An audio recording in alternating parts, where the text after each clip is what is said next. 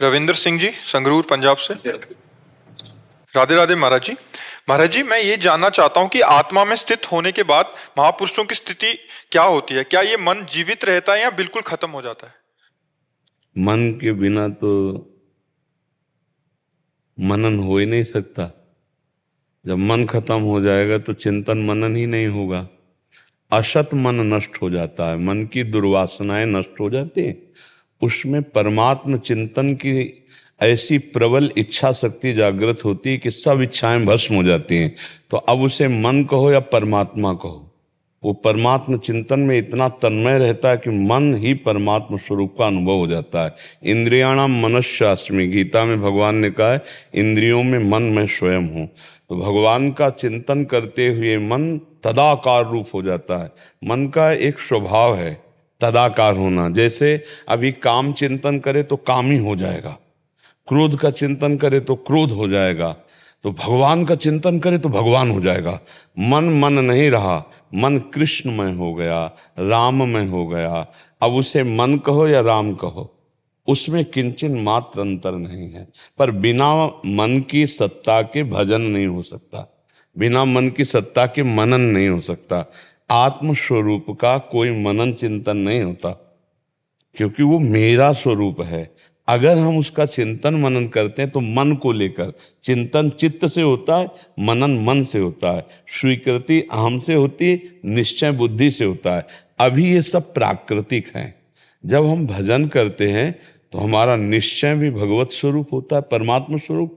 हमारा चिंतन भी परमात्म स्वरूप होता है, हमारा मनन भी परमात्म स्वरूप होता है, और हमारी स्वीकृति भी परमात्मा की ही होती है। तो अंतःकरण जो है वो परमात्म स्वरूप हो। अब समझ पा रहे ना, पूरा अंतःकरण परमात्म स्वरूप हो जाता है। जैसे विषयी पुरुष का पूरा अंतःकरण विषय में होता है, चिंतन विषय का, निश्चय के विषयों में सुख है, स्वीकृति कि मैं भोगा मैं भोगूंगा, पूरा अंतःकरण मनन भी उसी का। तो मन बुद्धि चित्त अहंकार ये विषयी पुरुष का प्रकृति से संबंधित होने के कारण विषयाकार होता है, और भक्त का भगवान से संबंधित होने के कारण भगवदाकार होता है। जहां अंतःकरण भगवदाकार हुआ वो आत्मस्वरूप को प्राप्त महापुरुष हो जाता है।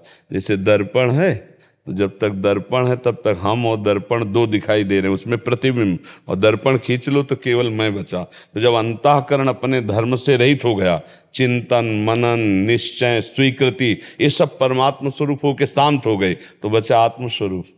वही जो अचिंत्य है, जो निराकार है, जिसका कोई आकार नहीं, वही स्वरूप हमारा है। उसका चिंतन नहीं होता, वो स्वरूप है हमारा। चिंतन इसी मन से होता है। इसमें कोई संशय है आपको? जी महाराज जी, अगर पूर्ण अवस्था में अकेली आत्मा ही रह जाती है तो संत जन दुनियावी कामकाज कैसे करते हैं? एक जैसे लोहे का बड़ा चुंबक हो तो लोहे के हर यंत्र अपने आप संचालित होते हैं। चुंबक का कोई संकल्प नहीं है, पर वो उसमें हिलन डुलन होगा। तो आत्म शक्ति चैतन्यमय है, महाचैतन्यमय। अब पूर्वाभ्यास उसका जैसे रहा है, अब मिठाई है, भोजन सामने रखा गया, उसमें उसका मिठाई का अभ्यास रहा है, स्वभाव रहा है, तो मिठाई पाएगा, पर उसका कोई आसक्ति नहीं है अपने आप। गीता जी में 5वें अध्याय में लिखा हुआ, वो सूंघता हुआ, खाता हुआ, पीता हुआ, चलता हुआ, उठता बैठता हुआ भी कुछ नहीं करता है, क्योंकि वो उसका दृष्टा देख रहा है। ये शरीर 3 गुणों के द्वारा संचालित होकर उसी आत्मशक्ति से चल रहा है। एक है अहंकार से करता है, मैंने ये किया मैं करूंगा, और एक देख रहा है माया के द्वारा हो रहा है। भक्त देख रहा है भगवान के द्वारा हो रहा है, ज्ञानी देख रहा है माया के द्वारा। गुणानुगुण वर्तन्ते मनुष्या पार्थ सर्वसा, ये ना अभी आप चला रहे हैं और न सिद्ध होने के बाद आप चलाएंगे। अब भी ये माया के द्वारा चल रहा है, लेकिन अहंकार आप किए हैं कि मैंने देखा, मैंने सुना, मैंने भोगा, तो फिर उसका दंड मिल रहा है कि हमारा बार बार जन्म, बार बार मरण हो रहा है बिना किसी संकल्प के। जैसे कैसे जीवन चलता है, तो जैसे अच्छी ढलान पे इंजन बंद कर दिया जाए और ब्रेक छोड़ दी जाए तो गाड़ी रफ्तार से चल देगी। न पेट्रोल खर्चा हो रहा है, न इंजन चल रहा है, आराम से फ्री गाड़ी चल रही है। तो सिद्ध पुरुष की फ्री गाड़ी होती है। जो अहंकार है वो परमात्मा स्वरूप हो गया। और अब वो परमात्मा स्वरूप में स्थित होकर इस शरीर का राग रंग छोड़ दिया। अब जैसे ढलान में गाड़ी चल रही, ऐसे स्वभाव संस्कारवश जीवन यात्रा चल रही, और जहाँ खत्म हुई तो पहले ही अपने स्वरूप में था, उसको कोई बंधन नहीं। लेकिन संसारी पुरुष अहम से चला रहा है, मैं करता हूं, मैं ऐसा करूंगा, मैंने ये किया, मैं ये भोगा, मैं ऐसा देखूंगा, ऐसा चला रहा है। तो सिद्ध महापुरुष के शरीर की जो चेष्टाएं हैं वो भगवत स्वरूप अपने आप होती रहती हैं।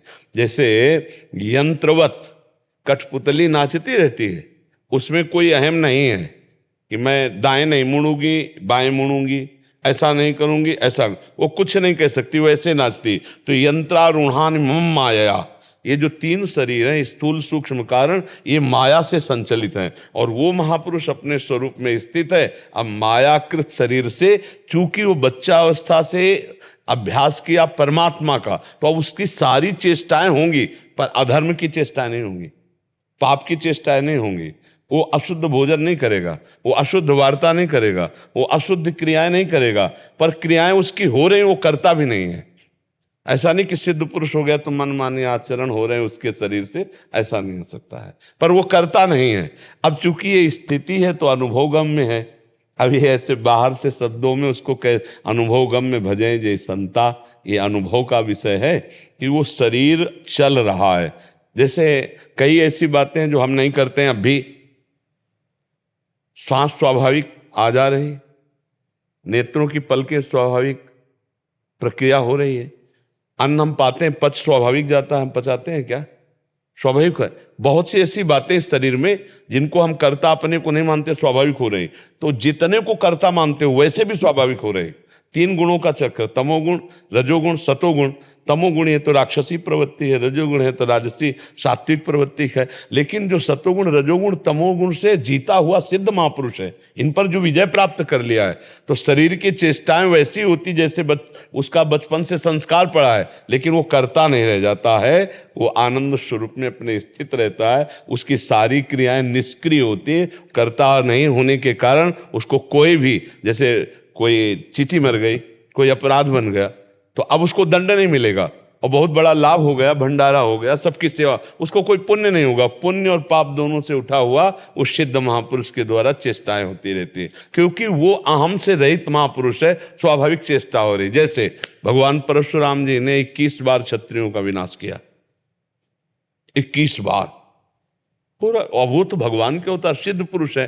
तो भगवान को जो प्राप्त हो जाते हैं वो भगवत स्वरूप हो, ब्रह्मविद ब्रह्मवि भवति। जो परमात्मा को प्राप्त हो जाते हैं परमात्मा स्वरूप होते हैं, देखने में केवल मानव होते हैं। तो मानवकृत शरीर से चेष्टाएं माया के द्वारा होती रहती है। जैसे गुण है ना, सतोगुण, रजोगुण, तमोगुण, इसके द्वारा हो रही, और शक्ति उसको आत्मा से मिल रही, पर वो निर्विकार है, वो चैतन्य घन है, वो संकल्प विकल्प रहित है, वो कर्ता भोक्ता भाव रहित है। जब तक कर्ता भाव है तब तक भोगना पड़ेगा जीव को, और जहाँ कर्ता भाव हो जाता है तो चेष्टाएं वैसे ही होती है। अब जैसे सिद्ध पुरुष को शौच लगेगी तो रसोई में नहीं हो देगा, वो शौचालय जाएगा।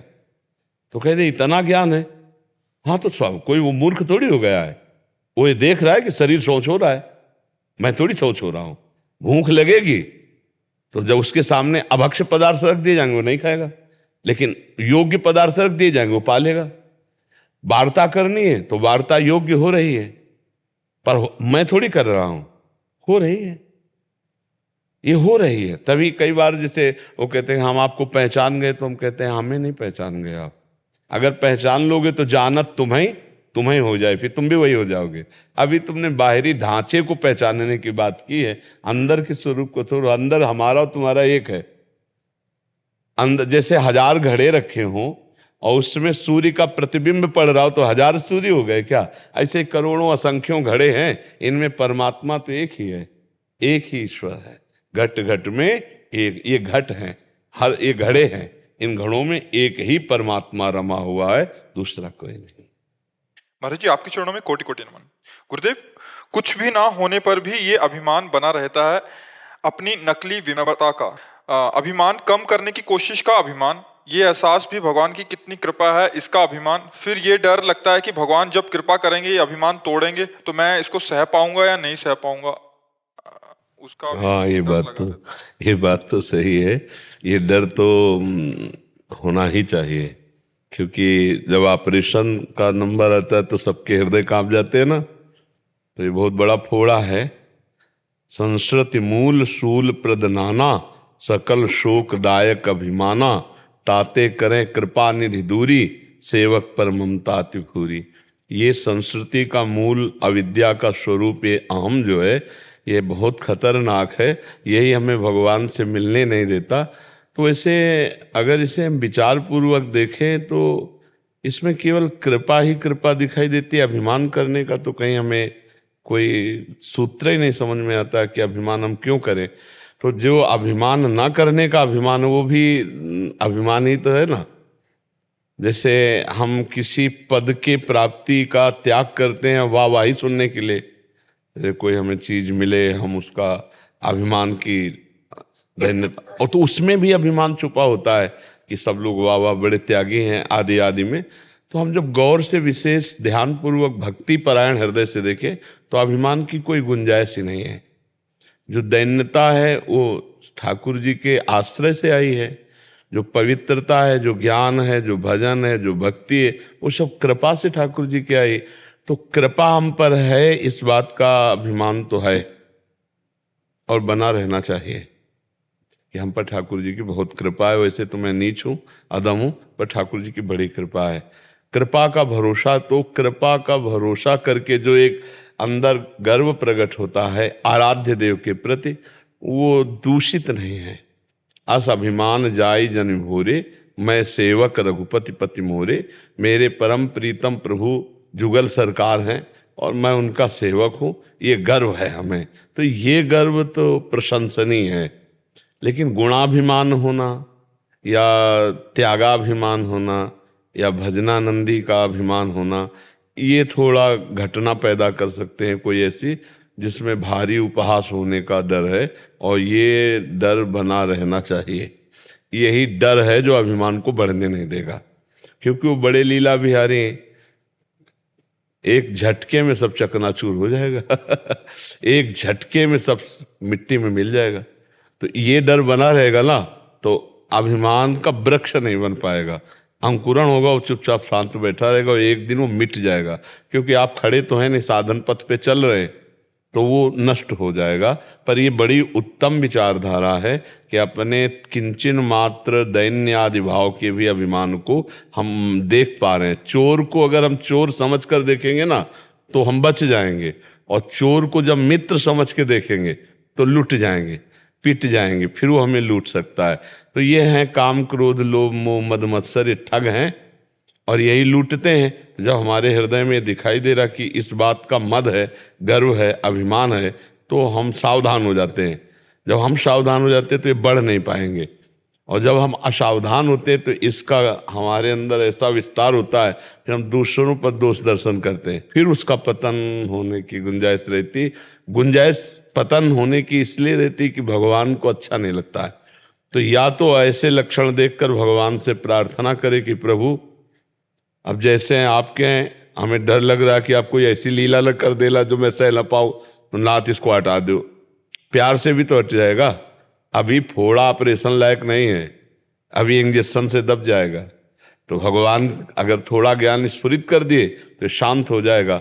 और जब विशाल बन जाता है तब भगवान को ऑपरेशन करना पड़ता है। विशाल इस कोटि का होता है कि समझाने से नहीं समझ में आता। जैसे देवर्षि नारद जी को यह अभिमान हो गया कि हम काम विजयी हैं, काम मलय मारुत अप्सराएं सब बसंत ऋतु ये सब उपस्थित हुए और देवर्षि नारद को लुभाने की कोशिश की। वो भगवान के चिंतन में ऐसे डूबे कि कोई फर्क ही नहीं पड़ा। फिर कामदेव साष्टांग दंडवत हुआ, उनका डरो मत, जाओ हम तुम्हारा अहित नहीं करेंगे। अब बड़ा अंदर, अब विजय, काम पर विजय प्राप्त बहुत बड़ी बात होती है ना। भगवान शंकर के पास गए इसलिए कि भगवान शंकर ने तो काम को भस्म कर दिया था, हमें क्रोध भी नहीं आया, तो मतलब हम कहीं ना कहीं अहम स्फुरित हो गया। तो भगवान शंकर ने कहा देखो आप भगवान के भक्त हो, काम विजय प्राप्त करना कोई बड़ी बात नहीं है। हमारे सामने तो चर्चा कर दी, लेकिन हरि के सामने मत करना। मना किया शंकर जी ने, तो भी नहीं समझ में आया, क्योंकि अहम अब बड़े जोर का हो गया, क्योंकि बहुत बड़े योद्धा को परास्त कर दिया ना काम को। अब सीधे हरि के पास गए, प्रणाम नमस्कार हुआ, सीधे चर्चा काम की कर दी कि काम विजयी, हमने काम को परास्त कर दिया प्रभु आपकी कृपा से, ऐसे कहा।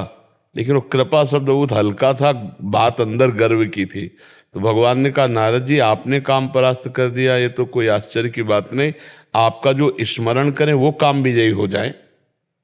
तो मानो बढ़ती आग में पेट्रोल डाल दिया गया हो। नारद जी ने कहा जी प्रभु आपकी कृपा है, अच्छा चला जाए। भगवान ने कहा अच्छा। और रचती रास्ते में माया तुमने कई बार सुनाया है। फिर नारद जी को ब्याह नजर आया कि अब ब्याह हो जाए, भजन साधन तो कुछ होगा ले, पर भगवान ने बचा लिया मरकट रूप दे करके, वो बड़ा प्रसंग है। तो जब हमें कोई अहंकार किसी विषय का हो जाता है तो भगवान उसको समझाने के लिए हमें साधु संग देते हैं। अगर हमें आज समझ में आ जाए तो फिर ऑपरेशन की जरूरत ही नहीं होती है। तिनकी संगति रहत जाति कुल मद सब नंसई। अच्छा आपका क्या है कि अपवित्र अहंकार नहीं है। अपवित्र अहंकार जैसे विद्या का, धन का, बल का, पद का, ये अपवित्र अहंकार है। आपका पवित्र अहंकार है भगवान के प्रति दैन्यता। तो इसका मतलब ये मिटने में देर नहीं लगेगी। पवित्र अहंकार ज़्यादा कठोर नहीं होता है। जैसे कि हम तो अधिक भजन करते हैं और ये संत होकर भी उतना भजन नहीं करते। देखो सब गुण हम में, लेकिन हम दैन्य हैं।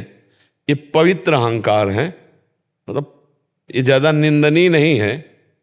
निंदनीय अहंकार जैसे पद का अभिमान हो जाना, बल का अभिमान हो जाना, विद्या का अभिमान हो जाना, रूप का अभिमान हो जाना, कई तरह के वो ये बड़े बड़े कठोर अपवित्र अभिमान है।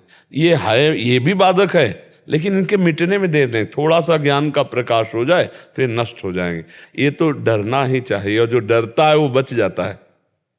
इसमें जो डरता है, यही डरप हमारे महाप्रभु हरिवंश चंद्र जो कहते, यही डरप हरिवंश हित जिनो भ्रमय गुण सलिल पर जी नामन मंगल लोक त्यों सुहरिपद भजु न विलंब कर। इस डर से डरते रहो।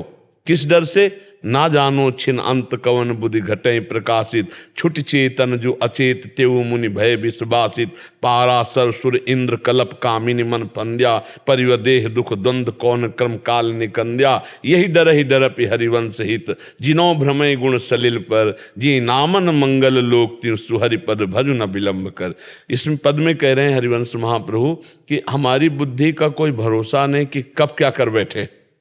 ना जाने छिन अंत कवन बुद्धि घटई प्रकार, किस क्षण में क्या रचना रच दे बुद्धि।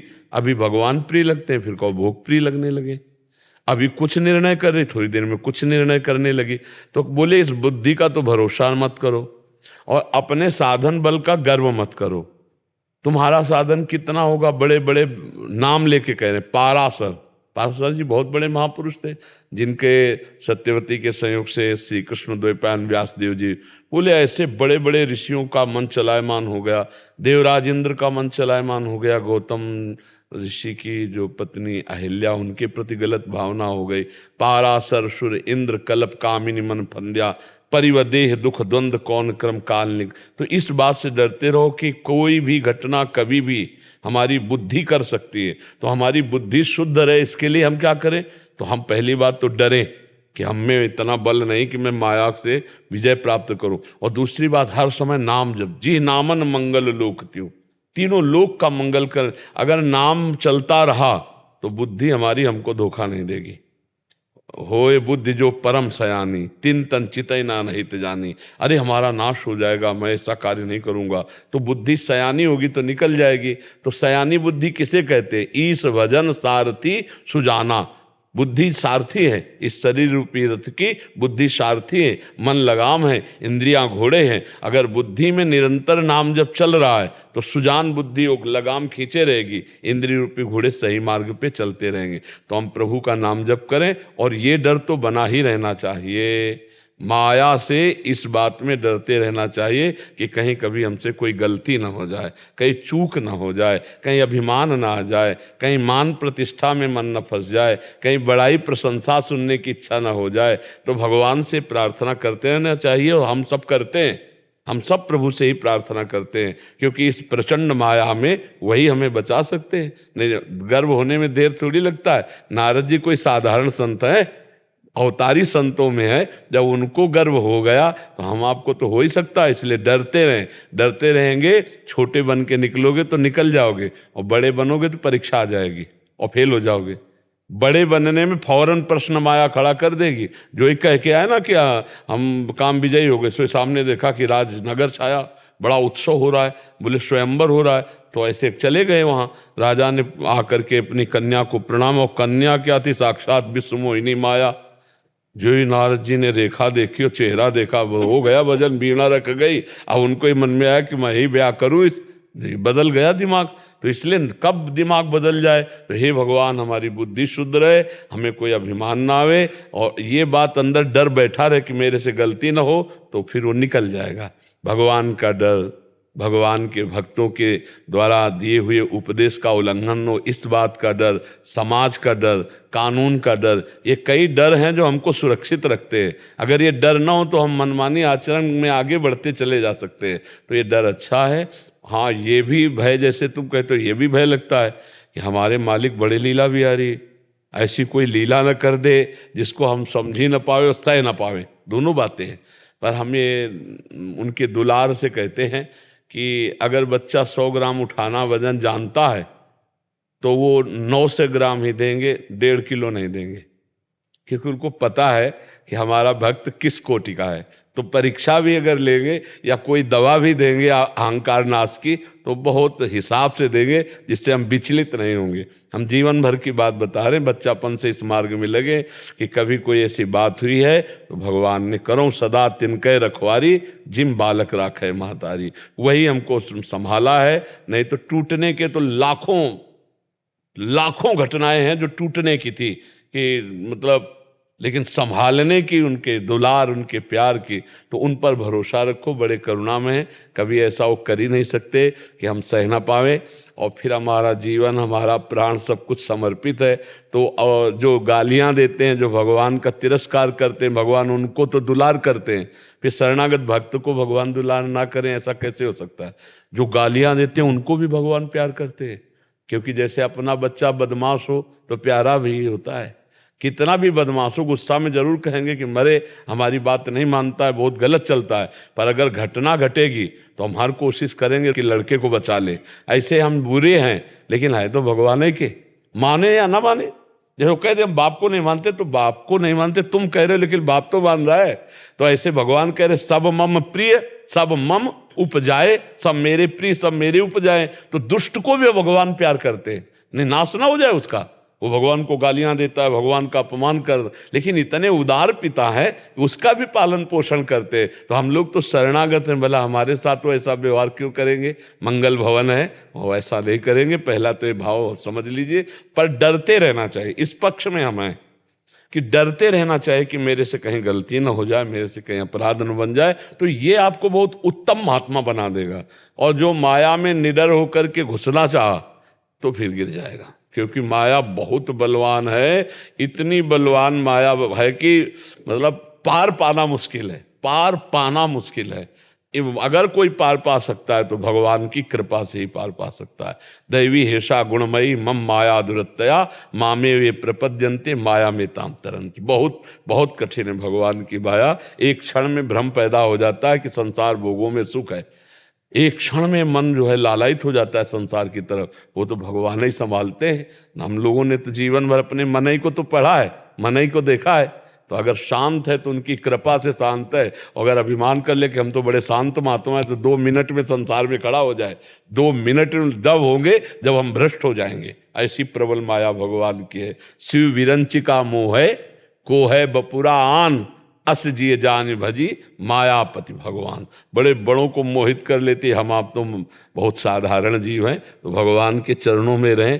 तृणादपि सुनीचेन, माया कभी प्रश्न नहीं करेगी, कभी परीक्षा नहीं होगी। तृणादपि सुनीचेन, जो अपने को तृण से भी नीचा समझता है।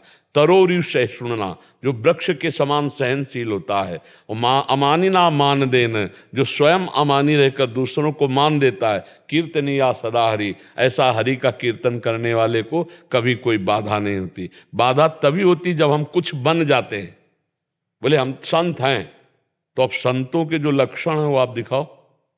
संतों फिर परीक्षा होगी, हाँ संतों में जो क्षमता है वो आप दिखाओ। तो बोले तृणादपि शुर, कुछ मत बनो, सबसे छोटे बन जाओ, तो परीक्षा ले होगी। पैदल चलने वालों की कभी टोल में पैसा नहीं लिया जाता, चुंगी पैदल चलने वाले बड़ी गाड़ियों की होती ले। तो जब सबसे छोटा होता है कहीं भी चला जाए वो चुंगी टैक्स ले ही है, और जो बड़ा होता है उसके टैक्स होते हैं। तो इस भक्ति के मार्ग में जो सबसे छोटा बन गया, परीक्षा नहीं होती, वो निकल जाता है। और जहाँ थोड़ा बड़ा तो भगवान की माया प्रश्न दे देती है कि देखो ब्रह्मचारी हो तो दिखाओ ब्रह्मचारी रह के, जितेंद्री हो तो दिखाओ जितेंद्री रह के। बड़ा विचित्र खेल है। इसीलिए हरि माया बलवंत भवानी जाहि नमो कवनस ज्ञानी। अज्ञानियों की बात नहीं कह रहे, कौन ऐसा ज्ञानी है जिसको माया मोहित न कर सके। बहुत बलवान माया है। इसलिए भगवान की शरण में होकर नाम जप करते हुए धैर्यपूर्वक हर कदम बढ़ाते रहो। वही बढ़वाने वाले, वही रक्षा करने वाले। अंदर जब कोई विकार आवे तो साधक का कर्तव्य है कि वो गुरु से, संत से, भगवान से जाके अपनी बात रख दे, तो वो नष्ट हो जाता है। ये भी प्रभाव है। संत सदगुरुदेव भगवान से जब अपनी गलतियां रखते हैं सामने, तो हमको एक अमोघ बल मिलता है, और दूसरा उनके प्रभाव से वो गलती क्षय होना शुरू हो जाती है। उसी समय से जैसे हम अपने पाप रखते हैं तो पाप नष्ट हो जाते हैं, हम पुण्य सभा में कहते हैं तो पुण्य नष्ट हो जाते हैं। ऐसे हम अपनी गलती जब संत गुरुदेव महात्माओं से रखते हैं तो उसका नाश हो जाता है, फिर वो क्षमता बढ़ने लगती है कृपा से। संदीप सिंह जी, नोएडा से। श्री हरिवंश। गुरुदेव आपके चरणों में कोटि कोटि प्रणाम। महाराज जी, मेरा प्रश्न है कि हम सब प्रभु के अंश हैं, परंतु प्रभु से विमुखता के कारण उनसे विलग होकर 84 लाख चक्र में अनंत काल से भटक रहे हैं। गुरुदेव, काल चक्र में कभी ऐसा रहा होगा जब हम प्रभु में ही लीन होंगे, फिर हमारे अंदर ये विमुखता ऐसा कभी तक नहीं, अभी तक नहीं हुआ। जब से सृष्टि रची गई तब से आज तक हम प्रभु का ध्यान नहीं कर पाए, आज तक प्रभु का भजन नहीं कर पाए। इसका प्रमाण है। अगर भजन हुआ होता तो हमारा जब जन्म हुआ था तो उसी समय से भजन में लग गए होते। भले भगवत प्राप्ति नहीं हुई, लेकिन उसका अगला जन्म, जैसा शास्त्र सिद्धांत है कि जैसे हमने 100 बार नाम जप किया है जिंदगी में, भगवत प्राप्ति तो नहीं हुई, तो अगला जन्म जब होगा तो 101 बार से शुरू हो जाएगा, 99 नहीं होगा, क्योंकि भजन नष्ट होने वाला नहीं। तो कभी हम भगवान में लीन नहीं हुए। अगर भगवान में लीन हुए होते तो हम भगवान से विमुख नहीं होते। जब से पहला संकल्प हुआ सृष्टि का, तब से आज तक हम भगवान को भूले हुए हैं, आज तक। और अब जितना आपने भजन कर लिया है ये कभी छूटने वाला नहीं। देखो भरत जी ने भजन किया और फिर भजन एकदम छूट गया, हिरण का चिंतन होने लगा, हिरण से प्यार हो गया। परिवार की ममता जो छूटी थी अभी नष्ट नहीं हो पाई, वही ममता हिरण के बच्चे में हो गई। इतना प्यार हिरण के बच्चे से कि भगवान का चिंतन भजन सब छूट गया। तो अगला जन्म हिरण का हुआ, लेकिन हिरण के शरीर में भी उतना ही भजन शुरू हो गया जितना भरत जी के शरीर में था। तो अगला जो जन्म हुआ हिरण के बाद, वो ब्रह्मबोध संपन्न महापुरुष जड़ भरत के रूप में हुआ। तो अगर हमारा भजन हुआ होता, तो जैसे पूर्व जन्म में हमारा कुछ भजन हुआ होगा, तो हमें पक्का कह रहे, हमें जब शुद्धि हुई तो बस हमारे अंदर यही भगवान के नाम जपने की भूख, संतों से मिलने की भूख, नदी का किनारा, वृक्ष, एकांत, ऐसी मांग अंदर पैदा हो गई। और 9 कक्षा पढ़ते पढ़ते तो भाग पड़े संसार से। हमको किसी ने सिखाया थोड़ी, हमारी कोई समस्या थोड़ी थी घर से भागने की। बच्चे की क्या समस्या होती? पूर्व जन्म का भजन टिकने नहीं दिया और भगा दिया। भगवान के मार्ग में निकलो, भगवान के मार्ग। तो अगर भजन पूरा हुआ होता तो हम भगवत प्राप्त हो गए होते। भजन अधूरा था तो उत्तम ब्राह्मण के कुल में जन्म दिया, पवित्र आचरण जहां हो रहे थे, भक्ति का संस्कार पूरा था, सुबह से शाम तक खूब भगवान की चर्चा करने वाले, शंख घंटा नाद आरती पूजा के बाद भोजन प्रसाद मिलने, मतलब एकदम भागवतिक वातावरण, ऐसे कुल में जन्म दिया। और ऐसा वातावरण दिया कि बचपन से ही जो आग थी पूर्व जन्म की वो प्रज्वलित हो गई, भगवान के मार्ग में चले। तो भगवान के मार्ग में हम पीछे कभी नहीं चले और जन्मों में, क्योंकि अगर चले होते तो हमारा जो जन्म हुआ था हमारी भक्ति वैसे ही हमारा रंग लाती। तो जो आपने कहा कि हम कभी ना कभी तो भगवान में तल्लीन हुए होंगे, कभी नहीं।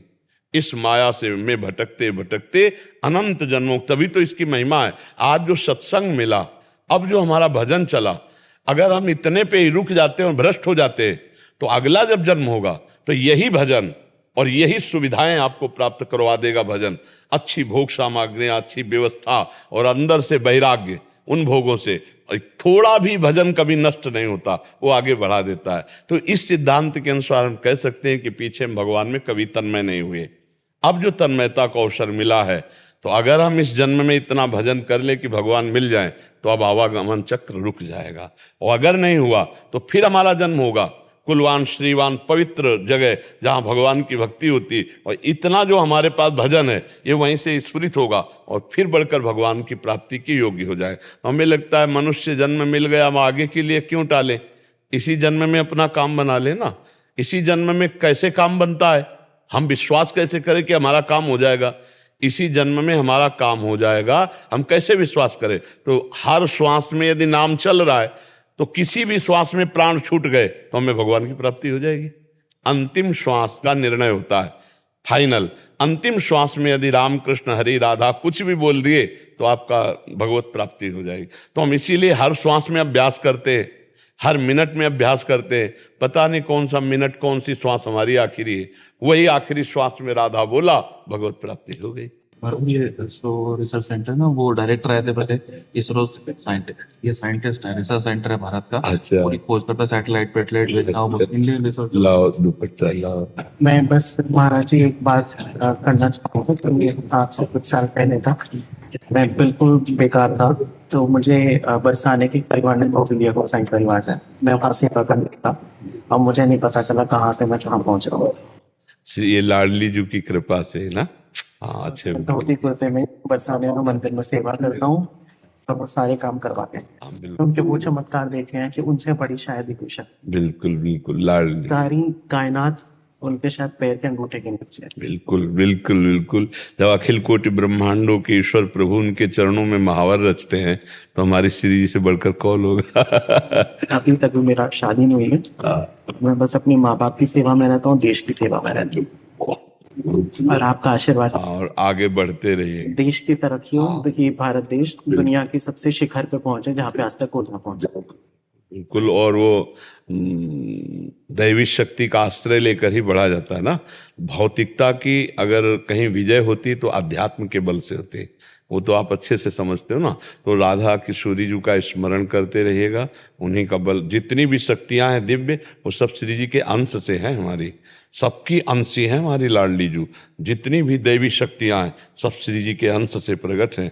भोली भाली किशोरी जी है, पर इन्हीं की सब शक्तियां हैं, तो इन्हीं से सब शक्ति प्राप्त होती है। इन्हीं का चिंतन करते रहिए। और मैंने एक सबक ये लिखा है कि कभी भी अहंकार कोई कैसे भी आ जाता है तो वो उसी वक्त निकालते हैं। हाँ बिल्कुल। सिंधु जी ऋषिकेश से। राधा वल्लभ श्री हरिवंश महाराज जी। गुरुदेव भगवान आपके चरणों में कोटि कोटि प्रणाम। महाराज जी, जब हम 19-20 वर्ष के थे तब परिस्थितिवश मेरी गुरु दीक्षा हो गई। तब गुरुजी ने स्नेहवश मुझसे पूछा कि वचन दो, दूसरा गुरु तो नहीं करोगी। मैंने कहा नहीं महाराज जी, मैं नहीं करूंगी।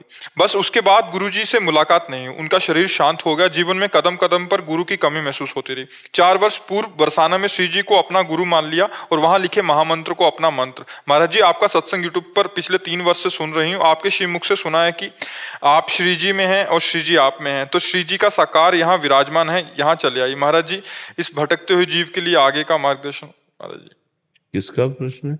नाम जप करो, श्री जी को गुरु माना है तो श्री जी का नाम जप करो, श्री जी के भरोसे पे रहो।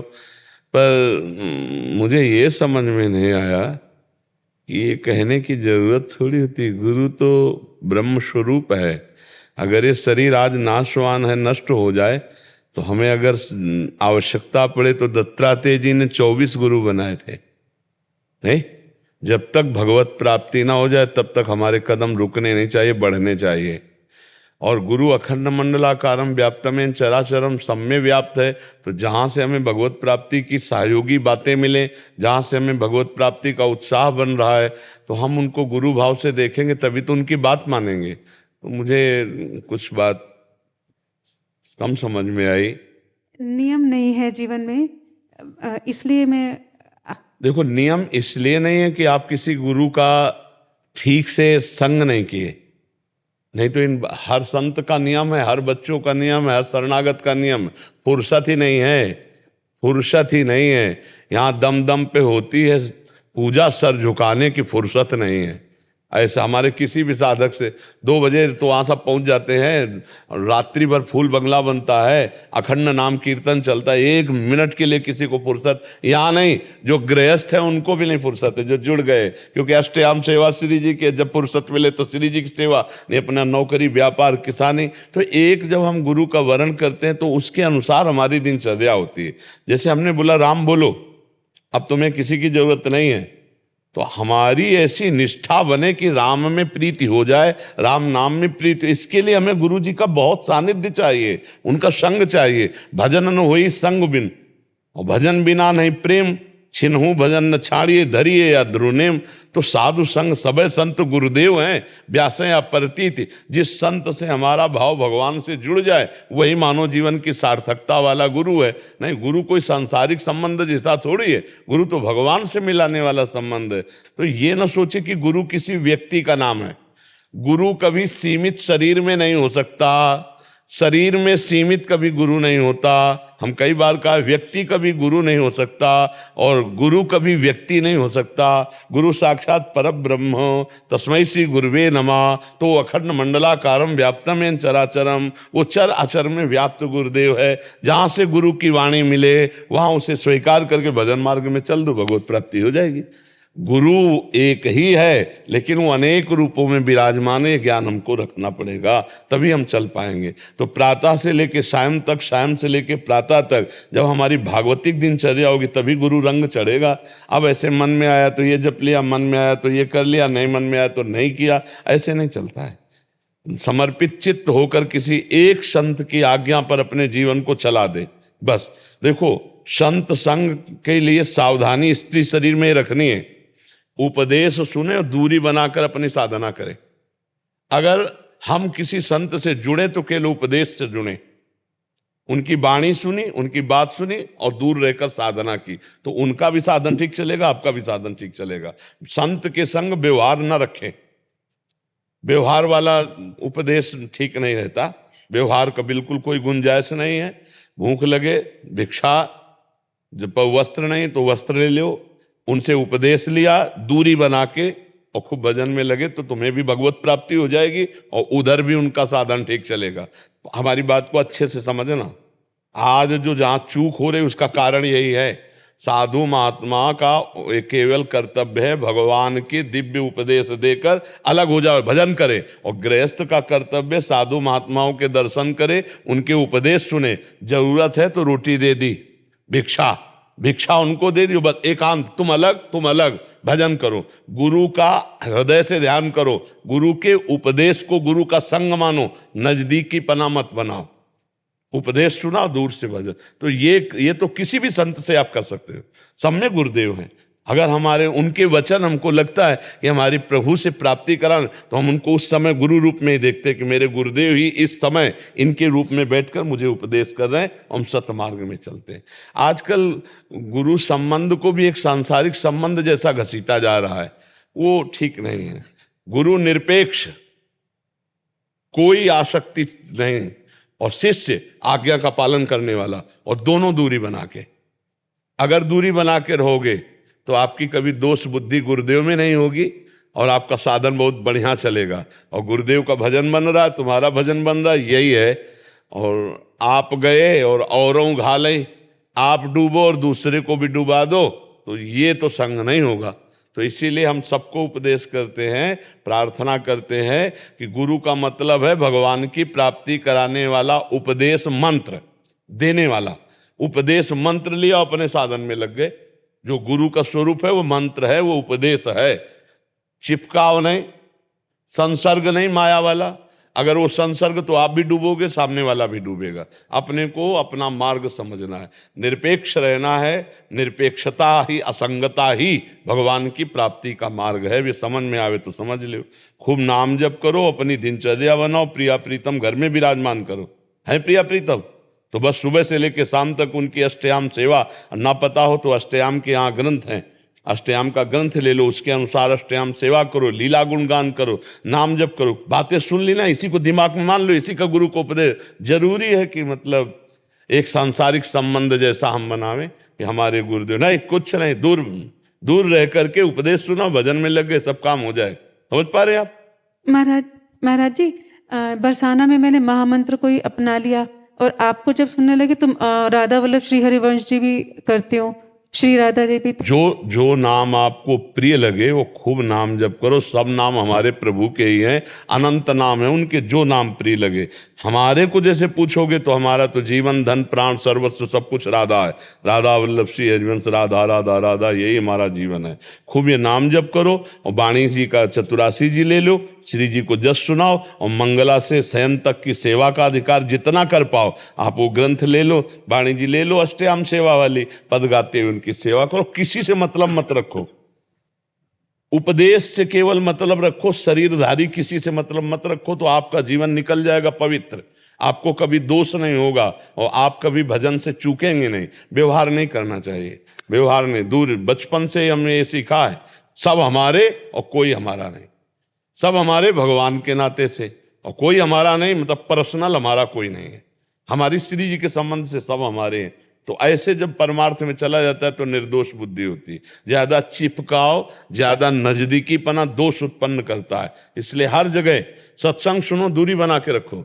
सत्संग से मतलब है हमें सत्संग भगवत प्राप्ति कराएगा। खास बात समझ लो, हम लाख उपाय करें, तुम हमारी बात न मानो, कभी भगवत प्राप्ति हम नहीं करा सकते। हमारी बात मान लो, लाख कोस दूर से हो, तुम्हारा कल्याण हो जाएगा।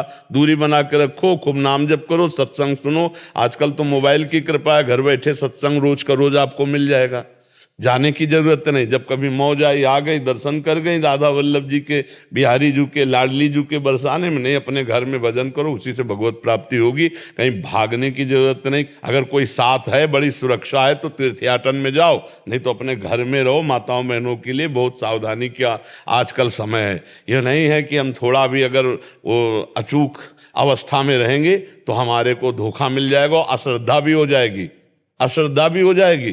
क्योंकि बहुत पाखंड और नाटकबाजी चल रही संसार में। कलयुग बहुत जो है बुरी तरह पाखंड और नाटक को फैला रहा है। अगर नहीं समझे तो पाखंड नाटक में फंस जाओगे, फिर संतों के प्रति दोष बुद्धि हो, फिर नहीं बनेगा। क्योंकि जैसे किसी साधु वेशधारी से गलती हो गई जो पाखंड है, अब उसकी वजह से हर साधु के प्रति तुम्हारी दोष दृष्टि हो जाएगी। एक जगह धोखा हो जाए तो इसका नियम है, फिर लाखों जगह सच्चे संतों में भी आपको दोष दृष्टि, फिर आपका भजन रुक जाएगा। तो हमें इसीलिए लगता है निरपेक्ष रहना चाहिए। सत्संग सुने, उपदेश सुने, अपने भजन में लगे, ज्यादा चिपकावपन न करे तो भजन बहुत बढ़िया बन जाता है। महाराज जी, संसार में रहते हुए किसी भी व्यक्ति वस्तु स्थान में प्रेता न रह जाए, इसके लिए क्या करें? बच्चा, जितना भजन करोगे उतना ही मायामल भस्म होगा। एक ही उत्तर है, भजन। जितना भजन करोगे उतना ही मायामल नष्ट होगा। मायामल नष्ट होते ही सब व्यक्ति वस्तु स्थान के बीच में रहते हुए भी, जैसे कमल जल से ही प्रकट होता है पर असंग रहता है, आप उठा के देखो उसमें कहीं पानी नहीं होगा, ऐसे ही माया में रहते हुए भी माया से असंग रहेगा जो निरंतर भजन करेगा। भजन के बिना बारी मथे घृत होए बरु, सिकता ते बरु तेल, बिनु हरि भजन न भवतरी, या सिद्धांत। खूब भजन करो डट के, राधा राधा राधा राधा राधा। श्री जी कृपा करेंगे, वस्तु व्यक्ति स्थान की आसक्ति नष्ट कर देंगे, उन्हीं के बल से होगा। पर भजन अपने को करना पड़ेगा, अपने को खूब नाम जप करना पड़ेगा। ठीक है, खूब नाम जप। विशाल जी। राधे राधे महाराज जी। महाराज जी, मैं एक रेल चालक हूँ। महाराज जी, रेल चलाते समय इंसान और गाय आदि काफी बार ऐसा होता है कि जीव जंतु मर जाते हैं। महाराज जी, मन अशांत हो जाता है, क्षमा कैसे मांगे? अभी नहीं, उसमें आपका दोष नहीं है, क्योंकि वो कोई साइकिल नहीं है, मोटरसाइकिल नहीं कि उसको आप ब्रेक लगा के तुरंत रोक ले। अब अचानक जैसे आपकी गाड़ी रफ्तार से जा रही ट्रेन और गाय, बैल, कोई जानवर, या अचानक आप उसको नहीं रोक सकते, क्योंकि सैकड़ों लोगों का जीवन आपके हाथ में। हाँ, अगर वो आधा किलोमीटर दूर से दिखाई दे रही है तो हम प्रयास करें कि उसको कंट्रोल में कर सकते हैं। लेकिन अचानक सामने आ जाती है तो छोटी गाड़ी थोड़ी है, अब अचानक ब्रेक मारोगे तो हमें लगता है कि नुकसान हो सकता है, डिब्बे पलट सकते हैं। तो उसमें आपकी व्यवस्था है, आप कोई जानबूझ करके हत्या कर थोड़ी रहे। अब अचानक सामने कोई आदमी आके गिर गया, आपने को काट दिया, तो अब आपका दयालु हृदय होने के कारण, लेकिन उसमें आपका कोई अपराध नहीं है। अपराध ऐसा है कि आप गाड़ी रोक सकते हैं, इतनी दूरी से आपको दिखाई दे दिया है, अब आपको गाड़ी को कंट्रोल में करना चाहिए। वहां प्रमाद नहीं कि मरे तो मरे, फिर वो आप दोषी ठहराएंगे। लेकिन अचानक आकर के ऐसा दोष हो जाता है तो उसमें आपका कोई पाप नहीं है। जैसा हमें इस समय भगवान प्रेरित कर रहे हैं वैसा हम, अगर आप दूर से देख रहे हो, आपको जानवर दिखाई दे रहा है और आप गाड़ी को कंट्रोल कर सकते हैं, ट्रेन को कंट्रोल कर सकते हैं, तो आप उस समय कंट्रोल कीजिए, उसकी जान बचा लीजिए, उस समय प्रमाद ना होने पाए। और अब जब ये पता चल रहा है कि हम नहीं कर सकते इस समय कंट्रोल, तो फिर उसमें कोई दोष नहीं है, क्योंकि फिर संहार लीला भी उन्हीं की है। जो जीव को जाना है अचानक वो ऐसी घटना हो जाती है। तो कई बार ऐसा होता है कि कोई कार से जा रहा है, अचानक कोई गाय बैल एकदम, तो अब उसमें दोष तो उसका नहीं। हाँ, दूर देख रहे हैं फिर हम उस पर टक्कर दें वो बात अलग है। अचानक कोई आ जाता है जीव, तो हमें लगता है प्रायः कभी ऐसा हो कि दूर से दिखाई दे तो हार्न आदि देकर हटा देते हैं या ब्रेक मार देते हैं। नहीं, प्रायः घटना इसी में होती है कि जानबूझ करके एकदम आदमी कूद गया, दिखाई दिया नहीं, और वो तो ऊंची गाड़ी है, जानबूझ करके कूद गया तो आदमी मर गया, या अचानक कोई जानवर आ गया। अचानक आ जाने पर इतनी रफ्तार से जो ट्रेन है उसको रोकना बहुत बड़ी हानि कर देना है, क्योंकि डिब्बे हैं, डिब्बे में 150 लोग हैं, तो हर डिब्बे में 50-100 लोग तो होते ही होंगे।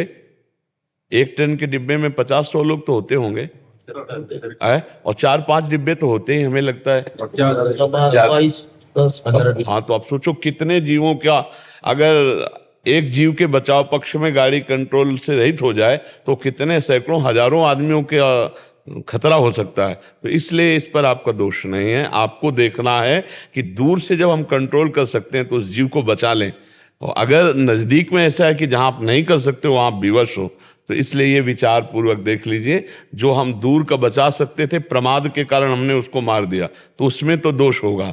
लेकिन जो हम बचाने की चेष्टा वाले हैं पर हम बचा नहीं सकते अब, क्योंकि इतना रफ्तार से गाड़ी और इतने जीव साथ में है, तो फिर उसमें कोई दोष नहीं। महर्षि, फिर भी मन की शांति के लिए और उस जीव की शांति के लिए यही विचार जो हम कह रहे हैं, इन्हीं विचारों को स्वीकार करो और कोई उसमें शांति। और वैसे भगवान नाम जपने का आपके पास बहुत बढ़िया अवसर है कि आप ट्रेन चलाते हुए यदि भगवान का नाम जप करें तो और मंगल रहेगा। प्रभु का नाम जो आपको प्रिय हो, राम कृष्ण हरि राधा, जो नाम प्रिय हो आप वो नाम जपना। मतलब आराम मुद्रा में रहते हैं, सावधान होकर के नाम जप करते हैं। अगर हम ट्रेन चलावें तो और बढ़िया समय सार्थक हो जाएगा, जीवन का लाभ मिल जाएगा। तो भगवान नाम जपते रहिएगा और शांति इसी विचार से, जो हमने कहा उस विचार को देख लीजिए तो आपका हृदय शांत हो जाएगा।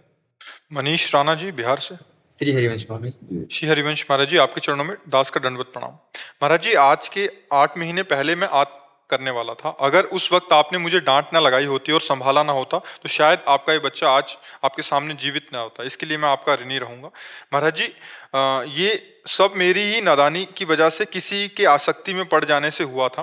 गुरुदेव, अब मैं 25 वर्ष का हो गया हूँ। शास्त्रों के अनुसार ये ब्रह्मचर्य आश्रम होता है, जो कि मैंने सार्थक नहीं रहा, लेकिन अब मैं एक पल भी व्यर्थ नहीं गंवाना चाहता। महाराज जी, क्या ये संभव है कि मुझे सौभाग्य मिले कि जो मैंने अवसर गवा दिया है मैं उसको फिर? हाँ, बिल्कुल बिल्कुल, बहुत उत्तम, बहुत उत्तम। जो भूल हो गई उसको सुधार कर एक अच्छे महात्मा बन सकते हो।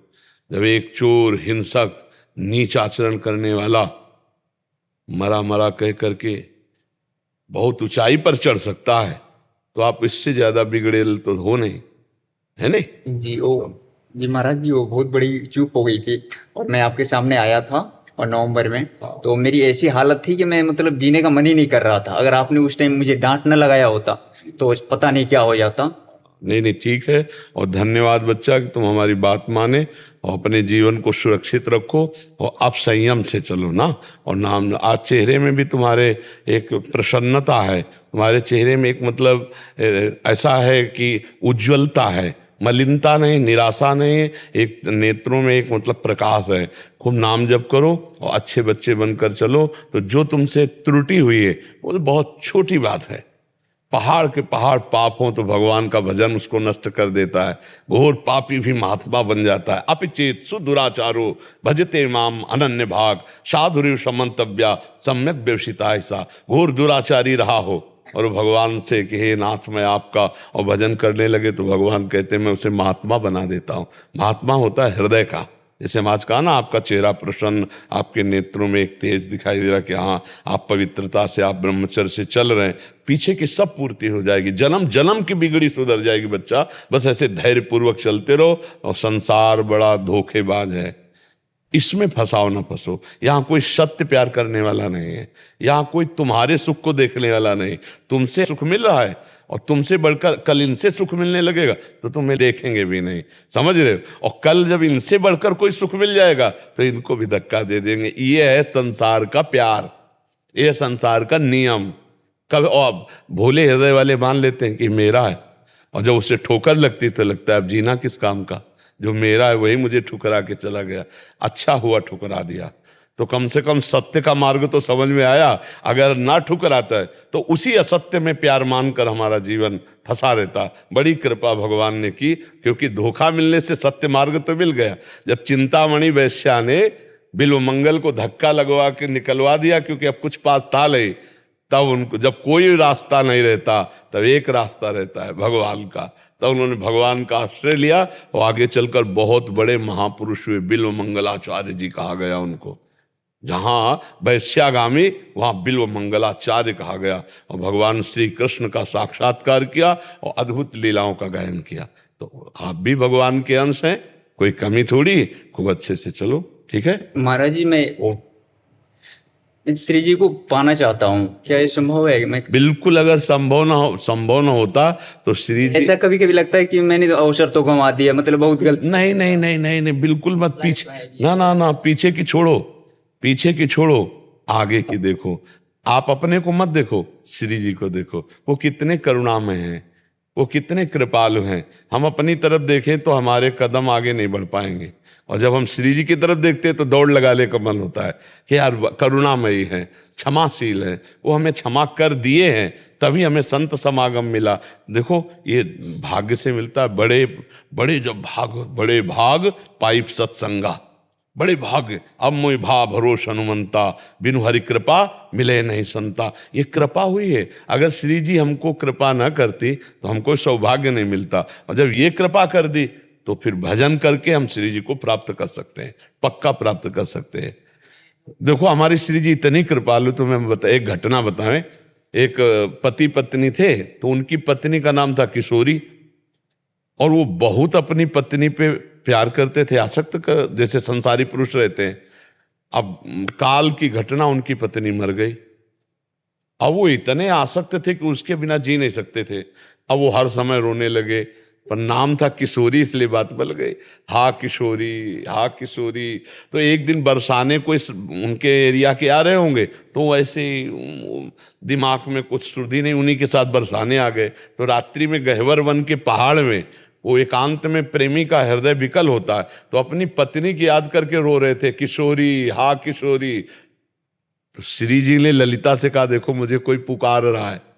तो ललिता जी ने कहा आपको नहीं पुकार रहा, उसकी पत्नी का नाम किशोरी है। हमारी श्री जी कितनी करुणामयी। तो उन्होंने कहा आदि नाम माने पहला नाम तो मेरा ही है ना किशोरी, दूसरे कोई बाद में रख ले, किशोरी तो मेरा नाम है ना, जाओ उसको लिवा के लाओ। ललिताजू नजदीक गए, तो ललिताजू का दर्शन मतलब श्री जी का दर्शन समझो। जे ही ललिताजू को देखा सारे पाप नष्ट हो गए, दिव्य उसके अंदर नेत्र खुल गए प्रेम के। और ललिता जी ने कहा चल तुझे श्री जी बुला रहे हैं। और जे श्री जी को देखा तो अब असली किशोरी को देखा, नकली शरीर के लिए लो, अब तो खत्म। वही बहुत बड़े महात्मा हुए, क्या नाम उनका? अली किशोरी। अली किशोरी जी बहुत बड़े संत हुए, अली किशोरी जी। तो समझ पा रहे हो, पत्नी में आसक्त और बहुत बड़े महात्मा अली किशोरी जी हुए। तो तुम तो अभी बच्चे हो, खूब भजन करो, श्री जी क्यों नहीं मिल जाएंगी। कभी कभी जैसे गुरु जी ना कि ये मेरे अंदर ऐसी भावना आती है कि मैं श्री जी को प्राप्त करूंगा, मैं श्री जी तक पहुंचूंगा, तो ऐसे मन में अंदर आता है ना कि तू करेगा, तू तो इतना हाँ, तो उसी समय उत्तर, तो उसी समय उत्तर दो कि हूं तो उन्हीं का अंश जी, यही है भरोसा। वो हाँ उन्हीं का अंश हूं, मैं क्यों नहीं श्री जी को प्राप्त कर सकता। श्री जी बहुत करुणा, ऐ मन तेरी बात मैं नहीं मानता, तूने तो सदा सलाह देकर मुझे नीचे गिराया है, अब मैं संतों की सलाह से तेरी बात को काट करके मैं आगे बढ़ूंगा। तभी मन को अधीन करके भगवत प्राप्ति की जाती है। अच्छे से चल।